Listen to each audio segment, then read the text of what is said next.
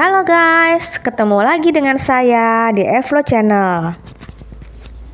Hari ini guys, saya akan bercerita tentang kisah nyata. Ini terjadi di Batavia, di Jakarta, Indonesia.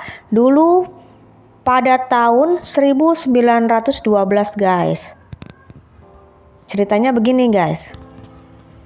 Hari Jumat, tanggal 17 Mei 1912, ditemukan sosok mayat perempuan cantik mengapung di dalam karung beras. Ia tersangkut di pintu air. Kedua tangannya terikat guys. Mengenaskan betul bukan? Melihat keadaannya itu, tidak diragukan lagi bahwa perempuan itu adalah korban pembunuhan. Siapakah dia guys? Ikuti ceritanya. Pada waktu itu guys, di Indonesia terjadi kesulitan ekonomi. Banyak sekali wanita-wanita yang ingin memenuhi kebutuhan hidupnya. Mereka bekerja sebagai pelacur. Ini disebabkan karena memang wanita-wanita pada zaman dulu ya, dia ini tinggal di perkampungan atau pedesaan. Mungkin dia sudah punya suami. Ada juga kejadian seperti itu. Jadi suaminya ini pergi ke luar kota untuk bekerja karena di kampungnya itu dia tidak bisa memenuhi kehidupan keluarganya. Dia meninggalkan anak istrinya. Lalu lama ya kita tahu sendiri ya guys ya, kadang-kadang mungkin banyak kejadian pada waktu itu laki-laki yang sudah pergi ke luar daerah untuk bekerja nggak pulang-pulang kayak Bang Toyib begitu guys. 2 kali lebaran, 2 kali puasa nggak pulang-pulang. Mungkin ini selama-lamanya kali guys nggak pulang-pulang. Akhirnya sang istri kebingungan. Dia untuk memenuhi kehidupan anak-anaknya, keluarganya. Akhirnya pekerjaan yang dia bisa adalah menjadi seorang pramurya. Pada waktu itu Indonesia ini dijajah sama Belanda ya. Jadi ini kejadian pada zaman Hindia Belanda. Banyak sekali orang-orang Belanda yang datang ke Indonesia. Dia nih membutuhkan wanita untuk menghibur dirinya atau menjadi selirnya guys. Bahkan ibu-ibu zaman dulu banyak sekali menawarkan anak-anaknya, anak-anak gadisnya guys, untuk dipekerjakan menjadi selir Belanda. Nah, kita lanjut guys ke kisah penemuan mayat di karung ini. Ternyata ini adalah seorang wanita cantik bernama Finche de Phoenix. Dia adalah seorang pelacur kelas atas yang sangat tersohor di Batavia. Usianya baru 19 tahun. Finche tercatat sebagai anggota dari rumah pelesiran yang dikelola oleh mantan pelacur kelas atas. Finche ini Indo guys. Dia ini blasteran antara Eropa dan pribumi. Jadi bisa lihatlah di foto, memang ini cantik sekali guys pada masa itu guys, wanita seperti ini. Matanya bulat, hidungnya mancung, bibirnya sensual, dan rambutnya hitam panjang. Namun tak pernah ada yang tahu asal-usulnya guys. Banyak pria-pria di masa itu sangat tergila-gila dengan Finche. Dia dijuluki sebagai primadona pramurya tercantik di zamannya.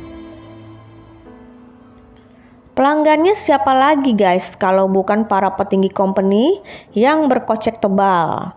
Salah satunya adalah Tuan Besar Belanda bernama Gemser Brickman. Brickman ini adalah anggota Sociëteit Koorkondia yang merupakan kalangan sosial petinggi Belanda berpengaruh di Nusantara. Ia menjadi pelanggan setia Finche. Seringnya bertemu dengan Finche membuat Brickman menaruh perasaan kepadanya. Benih-benih cinta kemudian tumbuh di antara keduanya. Namun saat Brickman ingin menjadikan Finche sebagai istri simpanannya atau gundiknya, Finche menolak mentah-mentah. Bahkan Finche sesumbar kepada teman-temannya sesama pramurya. Ih, daripada gua harus jadi istri simpenan, mendingan gua jadi pramurya. Ngapain gua disimpen-simpen doang? Kalau udah jadiin istri sah sih oke-oke aja. Mungkin begitu kali ya guys ya, si Vince bicara. Akhirnya terjadilah cekcok di antara keduanya. Akhirnya Brickman mencekik leher Vince sampai wanita itu mati. Lalu Brickman menyuruh seorang lelaki bernama Pak Silun beserta 2 anak buahnya untuk mengarungi mayat Vince dan membuangnya di Kali Baru. Nah, Kali Baru ini dekat rumah saya nih guys, Kali Baru Timur. Dekat Pasar Nangka kali ya. Temuan mayat Vince di pintu Kali Baru sontak membuat geger.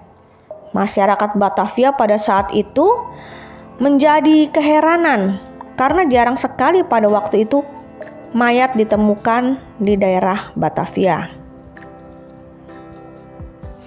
Pihak berwajib saat itu namanya Komisaris Rumpol beserta stafnya melakukan penyelidikan atas kematian Vince.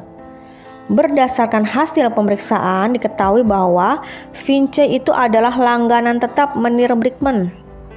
Ditambah kesaksian dari seorang pramurya temannya Vince bernama Raona, dia melihat bahwa Brickman membunuh korban dengan mencekik lehernya. Kemudian Brickman ditangkap dan dijebloskan ke penjara akibat perbuatannya. Ia dituntut hukuman mati guys. Terungkapnya pembunuhan Vince menjadi headline pada saat itu guys. Brickman yang frustasi karena dipenjara hendak dihukum mati, ia lantas memilih bunuh diri di dalam selnya. Akhirnya dia tidak jadi dihukum mati karena sudah mati sendiri guys. Ya itu meringankan kerjaan polisi kali ya. Ini sedikit tambahan guys. Pada waktu itu ya guys, memang waktu zaman Hindia Belanda, rumah pelacuran itu dulu dikuasai oleh pendatang dari daerah Tiongkok guys. Namun seiring berkembangnya waktu, akhirnya kesulitan ekonomi di Indonesia mempengaruhi banyak gadis-gadis yang akhirnya mengikuti jejak wanita-wanita Tiongkok ini guys. Dia menjadi wanita penghibur, menjadi gundik, menjadi simpanan untuk mempertahankan hidupnya. Jadi kita nggak boleh menghakimi juga sih guys. Ada juga sih memang karena dia butuh buat makan ya, buat keluarganya. Tapi ada juga memang karena doyan guys. Kan kadang-kadang namanya wanita ya, suruh kerja keras kan gak mau, maunya enak begitu kan guys.